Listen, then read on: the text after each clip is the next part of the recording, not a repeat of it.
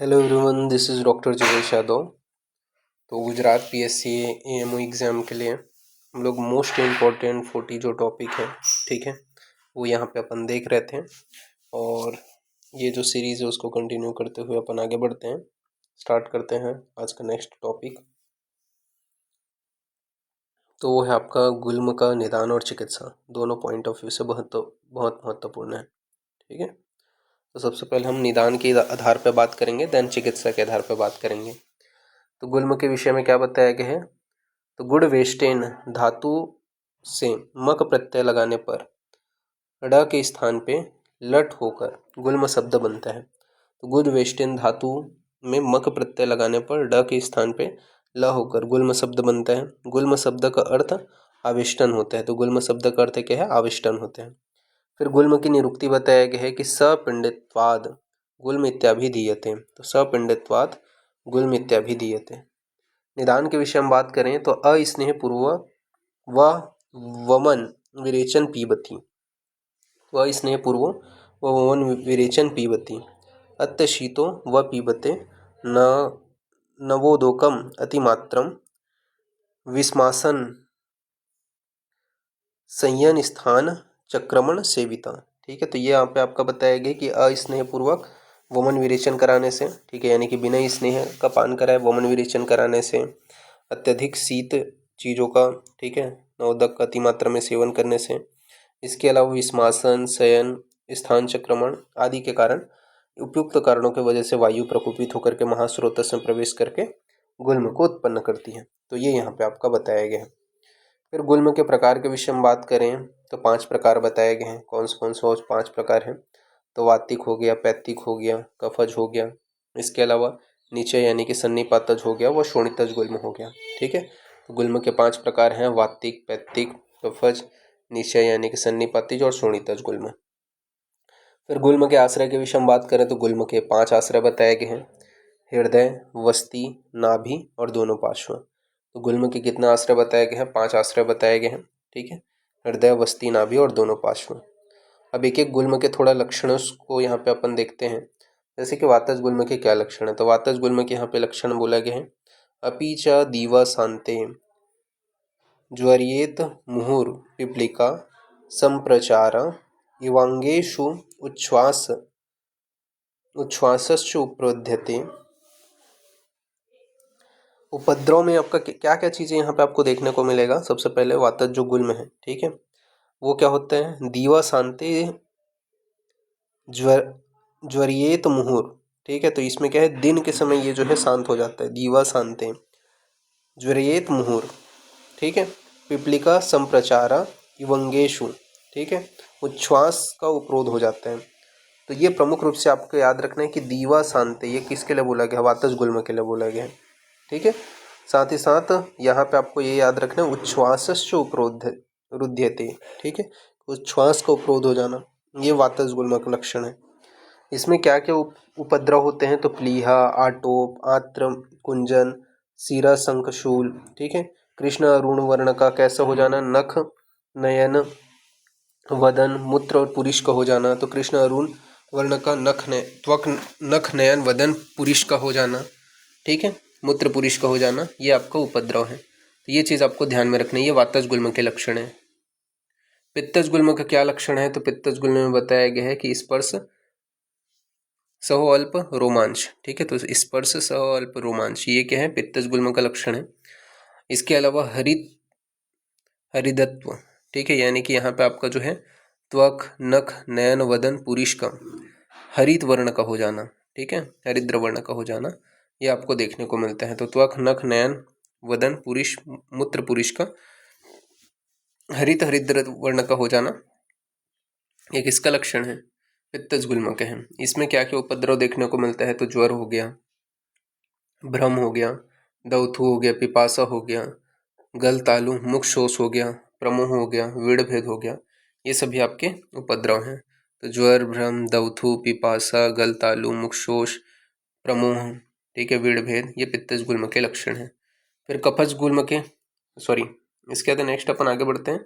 तो रक्तज गुल्म के लक्षण के विषय में बात करते हैं, ठीक है। तो रक्तज गुल्म के क्या लक्षण है? तो रक्तज गुल्म का यहाँ पे आपका लक्षण बताया गया है कि शोणित गुल्मस्तु खलु स्त्रियम एव भवन्ति न पुरुषस्य गर्भकोष्ठ आर्तव गमनम वैशिष्यता। यहाँ यानी कि ये जो रक्तज गुल्म होता है केवल स्त्रियों में होता है, पुरुषों में नहीं होता है। ठीक है, तो यह जो है केवल स्त्रियों में होता है, पुरुषों में नहीं होता है। क्यों नहीं होता है पुरुषों में? क्योंकि पुरुषों में गर्भाशय यानी कि आर्तव जो है वो आपका देखने को नहीं मिलता, यानी कि गर्भाशय नहीं होते। इस वजह से स्त्रियों में गर्भाशय में जब आर्तव रुक जाता है, ठीक है, उसका गमन जो है वो रुक जाता है, तो उसके वजह से यह गुल्म उत्पन्न होते हैं। तो ये किसने बोला है? चरक ने बोला है। जबकि क्षारपाणी ने क्या बोला है वो अपन थोड़ा देख लेते। तो क्षारपाणी बोले है स्त्रीणाम आर्तवे आर्तवजो गुल्मे न पुंसम उपजायते अन्यतस्त्व सृग भागो गुल्म स्त्रीणाम पुंसान च जायेत। ठीक है, तो ये क्षारपाणी का कथन है। ठीक है, कि ये स्त्रियों में होने वाला गुल्म होता है करके। ठीक है, श्लोक को ध्यान में रखना। इसके अलावा आर्तव प्रतिबंधजन्य शोणित गुल्मः पुरुषस्य न भवति सामान्य शोणित दुष्टिजन्यम पुरुषस्यापि भवति। ठीक है, तो यहाँ पे आपका बताया है नॉर्मली तो ये पुरुष में नहीं होता, ये चक्रपाणी ने बोला है, पर बोला है यहाँ पे सामान्य शोणित दुष्टिजन्यम पुरुषस्यापि भवति। ठीक है, तो ये जो है चक्रपाणी का कथन है, तो ये आपको ध्यान में रखना है। फिर इसके बाद में यहाँ पे आपका बताया गया है क्या क्या स्पेसिफिक लक्षण है इसका। तो स्तन्यस्य स्तन्यम यानी कि स्तन्य से स्तन्यों में दूध का आने लगना। ठीक है, तो स्तन्यस्य स्तन्यम यानी कि स्तनों से दूध का आने लगना। ओष्ठयो स्तन्य मंडलस्य कृष्णायम यानी कि ओष्ठ तथा स्तन्य मंडल का कृष्ण वर्ण का हो जाना। अत्यर्थ ग्लानिश्च चक्षुषो यानी कि नेत्रों में ग्लानि रहित होना। तो अत्यर्थ ग्लानि चक्षुषो यानी कि नेत्रों में ग्लानि रहित होना। द्वहृदय होना। स्वेथुष्य पादयो यानी कि पैरों में शोथ रहना। तो स्वेथुष्य पादयो यानी कि पैरों में शोथ रहना। इसक उद्गमो रोम राज्य। ठीक है, तो इसक उद्गम रोम राज्य की उत्पत्ति होना। योन्यश्चाष्टत्वम यानी कि योनि मार्ग का फैल जाना। तो योन्यस्य चाष्टत्वम यानी कि योनि मार्ग का फैल जाना। योन्या दुर्गंध स्त्रावशोपजायते यानी कि योनि से दुर्गंध स्त्राव आना। ये सभी आपको देखने को मिलेगा। फिर कफज गुल्म के लक्षण के विषय में बात करते हैं। तो कफज गुल्म में लक्षण बताया है सैवत्य श्वेत वर्ण का कैसा हो जाना? त्वक नख नयन वदन मूत्र पुरुष का हो जाना। तो श्वेत वर्ण का त्वक नख नयन वदन पुरुष का हो जाना। उपद्रव में कफज गुल्म का बताया गया है शीत जो ज्वर है उसकी उत्पत्ति होना। आरोचक का होना। सीरो अभिताप का होना। ठीक है, ये सभी आपको कफज गुल्म के अंतर्गत देखने को मिलेगा। साथ ही साथ अति प्रवृद्ध होने पर का श्वास प्रतिशय और राज्यक्षमा की उत्पत्ति होगा। अति प्रवृद्ध होने पर का श्वास प्रतिशय और राज्यक्षमा की उत्पत्ति होगी। ये कफज गुल्म के लक्षण है। फिर पित्तज और कफज गुल्म में वस्ती के स्थान पे अमाशय के एक देश को कहा गया है। तो पित्तज और कफज गुल्म में वस्ती के स्थान पर अमाशय के एक दोष को कहा गया है। गुल्म के पूर्व रूप के विषय में बात करते हैं। तो गुल्म के पूर्व रूप के अंतर्गत क्या आता है? तो अन्न अभिलक्षणम, आरोचक हो गया, अविपाक हो गया, इसके अलावा अग्निवैषम्य हो गया, विदाह हो गया, विदाह भुक्तस्य हो गया, छर्दी हो गया, उद्गार हो गया, अवुभुक्षा हो गया, दौर्बल्य हो गया, साहित्य, इसके अलावा साहित्यस्य च असहित्वम। ठीक है, तो साहित्यम च असहित्वम ये सभी जो है आपके गुल्म के पूर्व रूप में आता है। तो आपका अनाभिलक्षणम, आरोचक, अविपाक, अग्निवैषम्य, विदाहो भुक्तस्य, छर्दी, उद्गार, अवुभुक्षा, दौर्बल्य, ठीक है, साहित्यस्य च असाहित्वम मिति, ये सभी जो है गुल्म के पूर्व रूप हैं। फिर गुल्म में वायु की प्रधानता के विषय में बात करते हैं। तो गुल्म में वायु की प्रधानता में बोले हैं सर्वेष्वापि खल्वे तेषु गुल्मेषु न कश्चित वाताद्रवे संभवती गुल्मा। ठीक है, तो ये आपको ध्यान में रखना है। फिर निदान के आधार पर चिकित्सा के विषय में बात करते हैं। निदान स्थान के आधार पर गुल्म की चिकित्सा। तो वात समन चिकित्सा, वातहर, स्नेह, स्वेदन, मृदु विरेचन, वस्ती तथा मधुर अम्ल लवण द्रव्य का प्रयोग करना चाहिए। तो ये जो है गुल्म की चिकित्सा निदान स्थान के आधार पर बताया गया है कि क्या करना है। वात सामक जो चिकित्सा है वो करना है। वातहर, स्नेहन, स्वेदन, मृदु विरेचन, वस्ती और मधुर अम्ल लवण द्रव्य का प्रयोग करना है। फिर नेक्स्ट अपन बात करते हैं गुल्म की चिकित्सा के विषय में। तो गुल्म की निरुक्ति बताया गया है। क्या बताया गया है गुल्म की निरुक्ति में? तो यहाँ पे आपका बताया गया है गुपितानि मूलत्वाद् गुपितानि मूलत्वाद् गुण मूलोद्यापि गुल्माद वृद्धि विशालत्वाद गुल्म इत्याभिधीयते। यानी कि जो कूपित वायु इसका मूल कारण होता है। ठीक है, तो सुधार लेने कूपित वायु जो है इसका मूल कारण होता है। गुड़ मूल की तरह उत्पन्न होता है। ये क्या है आपका गुड़ मूल की तरह उत्पन्न होता है, तो कूपित वायु इसका मूल कारण होता है और गुड़ मूल की तरह यहाँ उत्पन्न होते हैं। गुल्म वात विशाल होने के कारण इसे गुल्म कहते हैं। ठीक है, सॉरी, गुल्मवत विशाल होने के कारण इसे क्या कहा जाता है? गुल्म कहा जाता है। फिर श्रम निश्वास वेग निग्रह से गुल्म रोग हो जाता है। तो श्रम निश्वास वेग निग्रह से गुल्म रोग हो जाते हैं। फिर गुल्म के आश्रय के विषय में बात करते हैं तो 5 बताए गए हैं। कौन से हैं? वस्तव च नाभ्याम हृदि पार्श्वयो स्थानानि गुल्मस्य भवन्ति च पंच। ठीक है, तो 5 कौन से हैं? तो हृदय हो गया, वस्ती हो गया, नाभि हो गया और 2 पार्श्व हो गए। फिर चक्रपाणी के अनुसार पित्तज और कफज गुल्म में वस्ती के स्थान पे अमाशय के एक देश को कहा गया है। तो चक्रपाणी के अनुसार पित्तज और कफज गुल्म में वस्ती के स्थान पे अमाशय के एक देश को कहा गया है। फिर गुल्म रोग में कोई दुष्य नहीं होता है। ठीक है, तो गुल्म रोग में कोई भी दुष्य नहीं होता है। गुल्म में पाक भाव हेतु तो गुल्म में पाक भाव हेतु पानी के बुलबुले की तरह गुल्म अपने ही अवयव में नीचे यानी कि वृद्धि को प्राप्त होता है। तो पानी के बुलबुले की तरह गुल्म अपने ही अवयव में नीचे यानी कि वृद्धि को प्राप्त होते हैं। अतः संचारी होते हुए होता है, इसलिए इससे पाक नहीं होता है, ये सुश्रुत ने बोला है। ये आपको ध्यान में रखना है। फिर चरक ने बताया है कि पित्तज गुल्म में पाक होता है तथा इसकी 3 अवस्थाएं होती हैं। तो पित्तज गुल्म में पाक होता है और इसकी 3 अवस्थाएं होती हैं, ये चरक ने बोला है। कौन सा? अपक्व, पच्यमान और पक्व। तो अपक्व, पच्यमान और पक्व। फिर गुल्म के प्रकार 5 बताए गए हैं। वातज, पित्तज, कफज, सन्निपातज और रक्तज। तो गुल्म के 5 प्रकार हैं, वातज, पित्तज, कफज, सन्निपातज और रक्तज। फिर सारंगधर व वांगभट्ट ने इसके 8 प्रकार बताए हैं। वातज, पित्तज, कफज, सन्निपातज। ठीक है, इसके अलावा आपके द्वंद्वज हो गए और लास्ट आपके हो गए अर्थोदोषज। तो ये आपको ध्यान में रखना है। फिर इसके बाद में इसके निदान के विषय में बात कर लेते हैं। चिकित्सा स्थान के आधार पर क्या निदान बताए गए हैं? तो स्नेह पूर्वक व वमन विरेच्य पीवते। ठीक है, तो यानी कि बिना स्नेह कराए वमन विरेचन कराने से गुल्म की उत्पत्ति होती है, निदान बताया गया है। इसके अलावा अत्य शीतो व पीवते न नवदोक अतिमात्रम, यानी कि अतिमात्रा में नवीन जो जल है उसका सेवन करने से उपयुक्त कारणों से प्रकुपित वायु महास्रोतस में प्रवेश करके गुल्म रोग को उत्पन्न करती है, ये यहाँ पे बताया गया है। फिर गुल्म के पूर्व रूप के विषय में बात करते हैं तो अन्नाभि लक्षणम हो गया। ठीक है, अरोचक हो गया, अविपाक हो गया, अग्निवैषम्य हो गया, विदाहो भुक्तस्य हो गया, छर्दी हो गया, उद्गार हो गया, अभुभुक्षा हो गया, दौर्बल्य हो गया, ये गुल्म के पूर्व रूप हैं। तो अन्न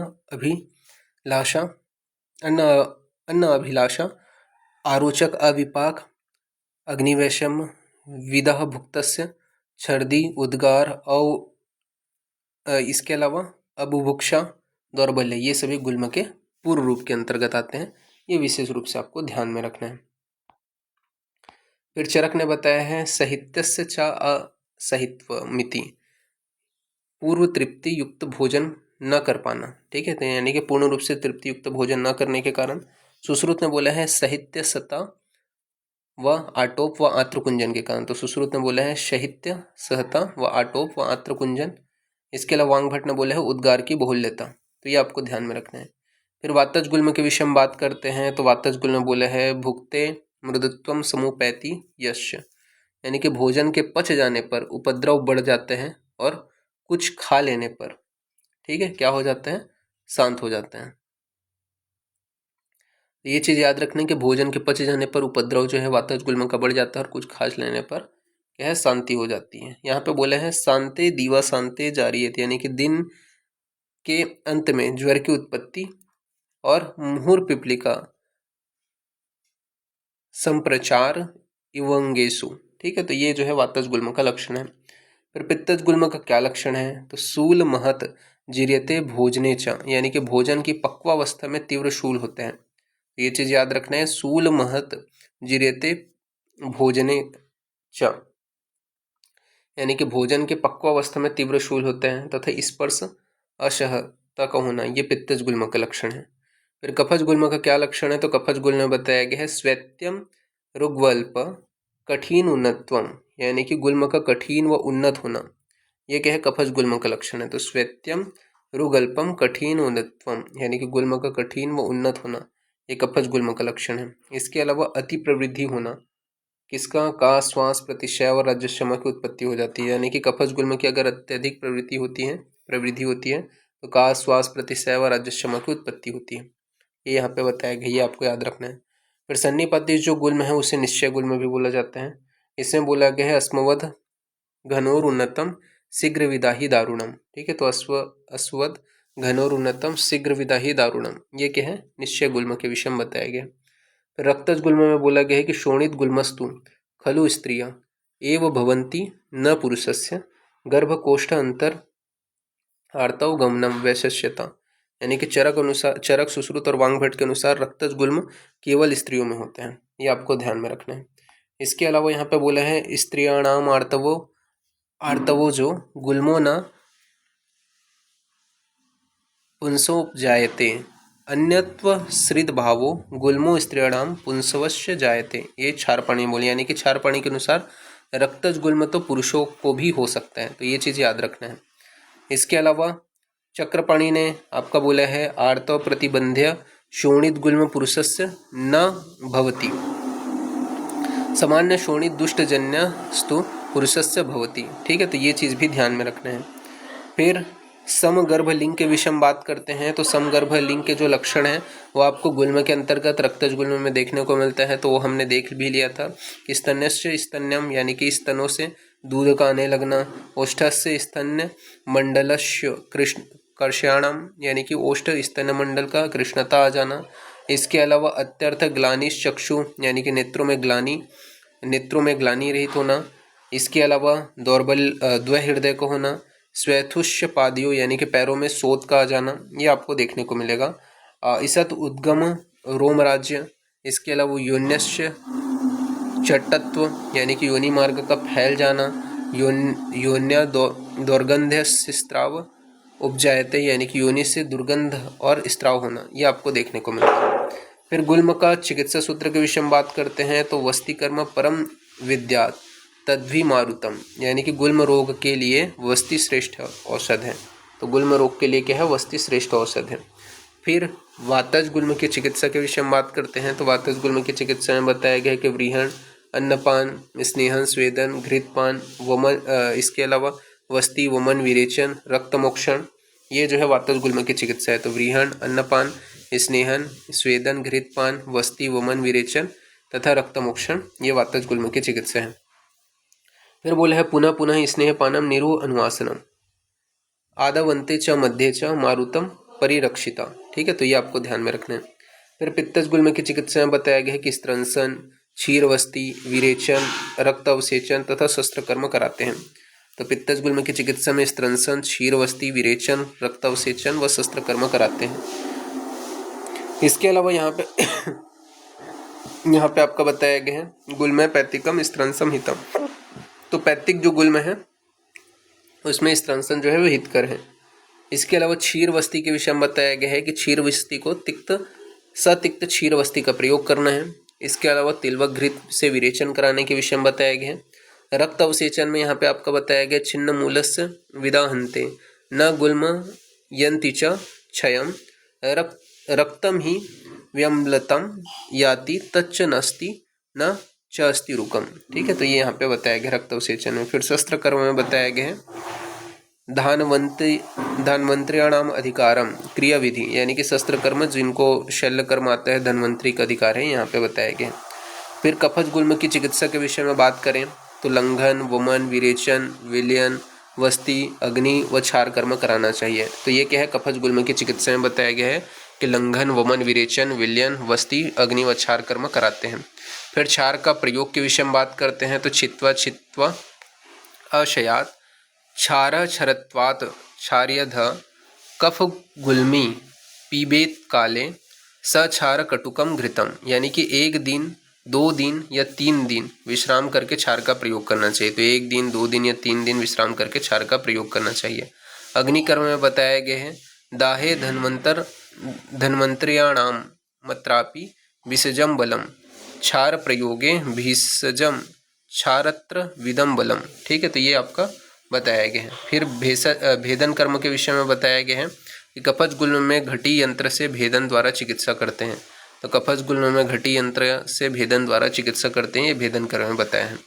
फिर रक्तज गुल्म की चिकित्सा के विषय में बात करते हैं। तो रक्तज गुल्म की चिकित्सा जो है यहाँ पे बोला है गर्भकाल व्यतीत स्निग्ध स्विन्न शरीर से दग्ध्या स्नेह विरेचनम, यानी कि 10 माह बाद में रक्तज गुल्म की चिकित्सा करना चाहिए, ये यहाँ पे बोला गया है। इसके अलावा शस्त्र कर्म के अंतर्गत यहाँ पे बोला है अदृश्यमाने रुधिरम दध्यात गुल्म प्रभेदनम। फिर एरंड तैल के योग के विषय में बात करते हैं। तो एरंड तैल के योग में कफ अनुबंध वातज गुल्म में एरंड तैल व वारुणी का प्रयोग करते हैं। पित्त अनुबंध वातज गुल्म में एरंड तैल व दूध का प्रयोग करते हैं। त्रिदोषज गुल्म की चिकित्सा के विषय में बात करें तो व्याम आश्रित दोषे में यहाँ पे बोले हैं व्यामाश्रित एष एव क्रियाक्रम। ठीक है, फिर गुल्म में चिकित्सा योग के विषय में बात करते हैं। तो वातज गुल्म में बताया गया है कि त्रषण आदि घृत, ठीक है, हिंगवादि घृत, इसके अलावा हिंगु सवर्चल आदि घृत, यु पुष्पादि घृत, पिपलाग्य घृत, इनका प्रयोग करना चाहिए। नीलनी घृत में निर्माण में यौछार का प्रयोग करना चाहिए। हिंगवादि चूर्ण तथा सट्यादि चूर्ण का प्रयोग करना है। नीलेन्यादि चूर्ण का प्रयोग करना है। लहसुन क्षीरपाक में क्षीरोदक ओष्ठ का प्रयोग करना है। ठीक है, इसकी मतलब 8 गुना क्षीरोदक में पाक करके उसका प्रयोग करना है। ठीक है, इसके अलावा आपको लहसुन क्षीर पाक का वर्णन यहाँ पे देखने को मिल रहा है गुल्म वातज गुल्म की चिकित्सा में, जबकि लहसुन घृत का जो वर्णन है वो उन्माद में बताया गया है, ये आपको याद रखना है।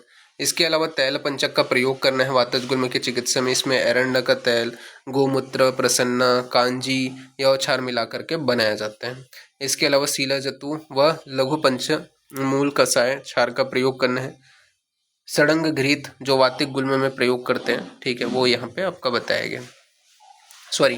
सड़ंग जो घृत है उसका प्रयोग कहाँ है, वातिक गुल्म में करते हैं, ये सुश्रुत ने बोले है, ये आपको ध्यान में रखना है। इसके अंतर्गत आपका चित्रक आदि घृत, दधि आदि घृत, ठीक, मतलब सुश्रुत ने और क्या क्या बताया है, तो चित्रक आदि घृत, दधि आदि घृत, हिंगवादि घृत, रसोन आदि घृत व सर्जिका क्षार चूर्ण, ये सभी बताए हैं। फिर पित्तज गुल्म की चिकित्सा के विषय में बात करें तो द्राक्षा घृत बताया है, इसका अनुपान क्या है, शर्करा मधु है। त्रैमाण घृत हो गया, रोहणाग्य घृत हो गया, आम्लकाग्य घृत हो गया, वासा घृत हो गया, ये सभी पित्तज गुल्म में बताए हैं। कफज गुल्म में दसमूली घृत हो गया, भल्लातक घृत हो गया, क्षीर सटपल घृत हो गया, नीलनी घृत हो गया, इसको 2 गुना मात्रा में अपने को प्रयोग करना है। व दंती हृतिकी का प्रयोग करना है। मिश्रक स्नेह में छौद्र के साथ में प्रयोग किया जाता है। ठीक है, यमक स्नेह का, जब मिश्रक स्नेह का वर्णन कफज गुल्म में है, जबकि यमक स्नेह का वर्णन अपस्मार में किया गया है, तो ये चीज़ ध्यान में रखना। रक्तज गुल्म में पलाश क्षार व यमक का प्रयोग करते हैं। ठीक है, चरक ने बोला है, तो ये चीज़ ध्यान में रखना। जबकि सुश्रुत ने बताया है पलाश क्षार सिद्ध सर्पी का तथा पिपल्यादि घृत का उत्तर वस्ती देने के लिए बोला है। फिर गुल्म में अनुपान के विषय में बात करते हैं तो कोल, दाड़िम, मध्य, इसके अलावा अम्बु, सूरा, मंड हो गया, कांजी हो गया, अम्ल हो गया, ठीक है, इनका जो है प्रयोग किया जाता है अनुपान के रूप में, यानी कि कोल, बदर, दाड़िम, ठीक है, जल, इसके अलावा सूरा, मंड, कांजी, बीजो और नींबू के साथ में गुल्महर योगों का जो है पीना चाहिए। फिर अपथ्य के विषय में बात करें गुल्म में तो वल्लूर यानी कि शुष्क मांस हो गया, मूलक हो गया, मत्स्य हो गया, शुष्क शाक हो गया, वैदलम हो गया, आलूक हो गया, मधु फल हो गया, ये सभी क्या है अपथ्य हैं, तो ये आपको ध्यान में रखने हैं। फिर इसके बाद में नेक्स्ट आपका बताया गया है कि मंदे अग्नय वर्धते गुल्मे दीप्ते च अग्ने प्रशम्यति तस्मान न अति साहित्यम कार्य न अति विलंघनम, यानी कि जठराग्नि मंद होने पर गुल्म का वर्धन हो जाता है और जठराग्नि प्रदीप्त होने पर गुल्म की शांति हो जाती है। अतः न ज़्यादा भोजन करें, न एकदम उपवास रहें, ये यहाँ पे बताया गया है। फिर बोला है संप्रकोपो दोषाणाम सर्वेशम अग्नि संसृता तस्माद अग्नि सदा